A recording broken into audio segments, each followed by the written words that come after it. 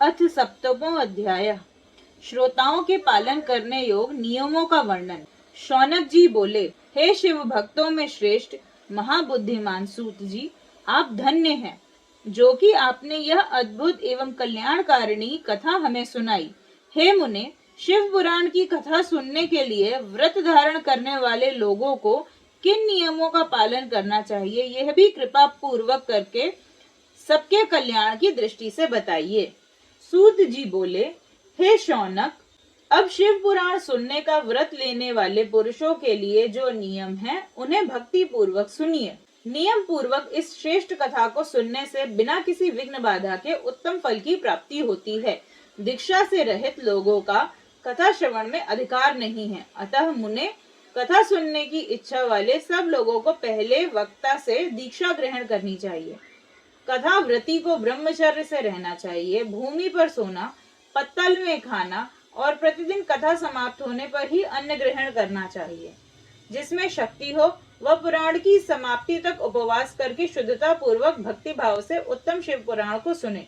धृत अथवा दुग्ध पीकर सुख पूर्वक कथा श्रवण करे अथवा फलाहार करके अथवा एक ही समय भोजन करके इसे सुनना चाहिए। इस कथा का व्रत लेने वाले पुरुष को प्रतिदिन एक ही बार हविष्यान्न भोजन करना चाहिए। जिस प्रकार से कथा श्रवण का नियम सुख पूर्वक पालित हो सके वैसे ही करना चाहिए। कथा श्रवण में विघ्न उत्पन्न करने वाले उपवास की तुलना में तो मैं कथा श्रवण में शक्ति प्रदान करने वाले भोजन को ही अच्छा समझता हूँ। गरिष्ठ अन्न, दाल, जला अन्न से मसूर, भाव दूषित तथा बासी अन्न को खाकर कथावृत्ति पुरुष कभी कथा को ना सुने। कथावृत्ति को बैगन, तरबूज, चिचिंडा, मूली, कोहड़ा, प्याज, नारियल का मूल या अन्य कंदमूल का त्याग करना चाहिए। जिसने कथा का व्रत ले रखा हो वह पुरुष प्याज, लहसुन, हींग, गाजर, मादक वस्तु तथा अमिष कही जाने वाली वस्तुओं को त्याग दें। कथा का व्रत लेने वाला जो पुरुष हो उसे काम, क्रोध आदि 6 विकारों, ब्राह्मणों की निंदा तथा पतिव्रता और साधु संतों की निंदा का त्याग करना चाहिए। कथा श्रवण का व्रत धारण करने वाला व्यक्ति रजस्वला स्त्री को ना देखे, पतित मनुष्यों की कथा की बात ना सुनाए, ब्राह्मणों से द्वेष रखने वाले तथा वेद बहिष्कृत मनुष्यों के साथ संभाषण ना करे। कथावृत्ति पुरुष प्रतिदिन सत्य, शौच, दया, मौन, सरलता, विनय तथा मन की उदारता, इन सद्गुणों को सदा अपनाए रहे। श्रोता निष्काम हो या सकाम, वह नियम पूर्वक कथा सुने। सकाम पुरुष अपनी अभीष्ट कामना को प्राप्त करता है और निष्काम पुरुष मोक्ष पा लेता है। दरिद्र, क्षय का रोगी, पापी, भाग्यहीन तथा संतान रहित पुरुष भी इस उत्तम कथा को सुने। काक, वंध्या आदि जो 7 प्रकार की दुष्टा स्त्रियां हैं तथा जिस स्त्री का गर्भ गिर जाता हो, इन सभी को शिव पुराण की उत्तम कथा सुननी चाहिए। हे मुने, स्त्री हो या पुरुष, सबको यत्न पूर्वक विधि विधान से शिव पुराण की उत्तम कथा सुननी चाहिए। इस शिव पुराण की कथा पारायण के दिनों को अत्यंत उत्तम और करोड़ों यज्ञों के समान पवित्र मानना चाहिए। इन श्रेष्ठ दिनों में विधि पूर्वक जो थोड़ी सी भी वस्तु दान की जाती है उसका अक्षय फल मिलता है। इस प्रकार व्रत धारण करके इस परम श्रेष्ठ कथा का श्रवण करके आनंद पूर्वक श्रीमान पुरुषों को इसका उद्यापन करना चाहिए। इसके उद्यापन की विधि शिव चतुर्दशी के उद्यापन के समान है, अतः यहाँ बताए गए फल की आशंका वाले धनाढ्य लोगों को उसी प्रकार से उद्यापन करना चाहिए। अल्प वित्त वाले भक्तों के लिए प्रायः उद्यापन की आवश्यकता नहीं है, वे तो कथा श्रवण मात्र से पवित्र हो जाते हैं। शिव जी के निष्काम भक्त तो शिव स्वरूप ही होते हैं। हे महर्षि, इस प्रकार शिव पुराण की कथा के पाठ एवं श्रवण संबंधी यज्ञोत्सव की समाप्ति होने पर श्रोताओं को भक्ति एवं प्रयत्न पूर्वक भगवान शिव की पूजा की भांति पुराण पुस्तक की भी पूजा करनी चाहिए। तदंतर विधि पूर्वक वक्ता का भी पूजन करना चाहिए।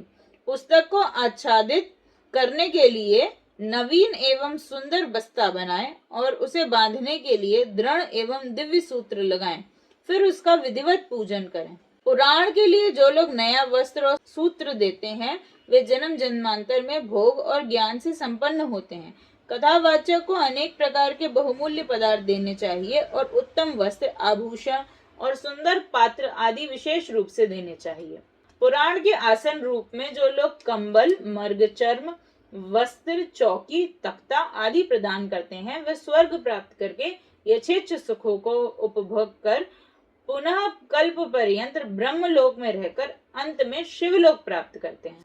मुनि श्रेष्ठ, इस प्रकार महान उत्सव के साथ पुस्तक और वक्ता की विधिवत पूजा करके वक्ता की सहायता के लिए स्थापित किए गए पंडित का भी उसी के अनुसार उससे कुछ ही कम धन आदि के द्वारा सत्कार करें। वहां आए हुए ब्राह्मणों को अन्न, धन आदि का दान करें। साथ ही गीत, वाद्य और नृत्य आदि के द्वारा महान उत्सव करें। हे मुने, यदि श्रोता विरक्त हो तो उसके लिए कथा समाप्ति के दिन विशेष रूप से उस गीता का पाठ करना चाहिए जिसे श्री रामचंद्र जी के प्रति भगवान शिव ने कहा था। इस गीता का नाम होता है पद्म पुराणोक्त शिव गीता। यदि श्रोता गृहस्थ हो तो उस बुद्धिमान को उस श्रवण कर्म की शांति के लिए शुद्ध हविष्य के द्वारा होम करना चाहिए। हे मुने, रुद्र संहिता के प्रत्येक श्लोक द्वारा होम करें अथवा गायत्री मंत्र से होम करना चाहिए, क्योंकि वास्तव में यह पुराण गायत्रीमय ही है, अथवा शिव पंचाक्षर मूल मंत्र से हवन करना उचित है। होम करने की शक्ति न हो तो विद्वान पुरुष यथाशक्ति हवनीय हविष्य का ब्राह्मण को दान करें। न्यूनातिरिक्त तारूप दोषों की शांति के लिए भक्ति पूर्वक शिव सहस्त्र नाम का पाठ अथवा श्रवण करें। इससे सब कुछ सफल होता है, इसमें संशय नहीं है, क्योंकि तीनों लोकों में उससे बढ़कर कोई वस्तु नहीं है। कथा श्रवण संबंधी व्रत की पूर्णता की सिद्धि के लिए 11 ब्राह्मणों को मधु मिश्रित खीर भोजन कराएं और उनको दक्षिणा दें। मुने, यदि शक्ति हो तो 3 पल यानी 12 तोला सोने का एक सुंदर सिंहासन बनवाएं और उस पर उत्तम अक्षरों में लिखी हुई अथवा लिखाई हुई शिव पुराण की पुस्तक विधि पूर्वक स्थापित करें। तत्पश्चात पुरुष आवाहन आदि विविध उपचारों से उसकी पूजा करके दक्षिणा चढ़ाएं। तदंतर जितेंद्रिय आचार्य का वस्त्र, आभूषण एवं गंध आदि से पूजन करके उत्तम बुद्धि वाला श्रोता भगवान शिव के संतोष के लिए दक्षिणा सहित वह पुस्तक उन्हें समर्पित कर दे। हे शौनक, इस पुराण के उस दान के प्रभाव से भगवान शिव का अनुग्रह पाकर पुरुष भव बंधन से मुक्त हो जाता है। इस तरह विधि विधान का पालन करने पर श्री संपन्न शिव पुराण संपूर्ण फल को देने वाला तथा भोग और मोक्ष का दाता होता है। हे मुने, मैंने आपको शिव पुराण का यह सारा महात्म्य जो संपूर्ण अभीष्ट देने वाला है बता दिया। अब और क्या सुनना चाहते हैं? श्री संपन्न शिव पुराण समस्त पुराणों का तिलक स्वरूप माना गया है। यह भगवान शिव को अत्यंत प्रिय, रमणीय तथा भव रोगों का निवारण करने वाला है। जो सदा भगवान विश्वनाथ का ध्यान करते हैं, जिनकी वाणी शिव के गुणों की स्तुति करती है और जिनके दोनों कान उनकी कथा सुनते हैं, वह जीव जगत में उन्हीं का जन्म लेना सफल है। वे निश्चय ही संसार सागर से पार हो जाते हैं। भिन्न भिन्न प्रकार के समस्त गुण जिनके सच्चिदानंदमय स्वरूप का कभी स्पर्श नहीं करते, जो अपनी महिमा से जगत के बाहर और भीतर वाणी एवं मनोवृत्ति रूप में प्रकाशित होते हैं, उन अनंत आनंद घन रूप परम शिव की मैं शरण लेता हूँ। इस प्रकार श्री स्कंद महापुराण में सनत कुमार संहिता के अंतर्गत श्री शिव पुराण के श्रवण वृत्तियों के लिए विधि निषेध और ग्रंथ तथा वक्ता के पूजन का वर्णन नामक 7वां अध्याय पूर्ण हुआ। श्री शिव महापुराण महात्म्य पूर्ण हुआ।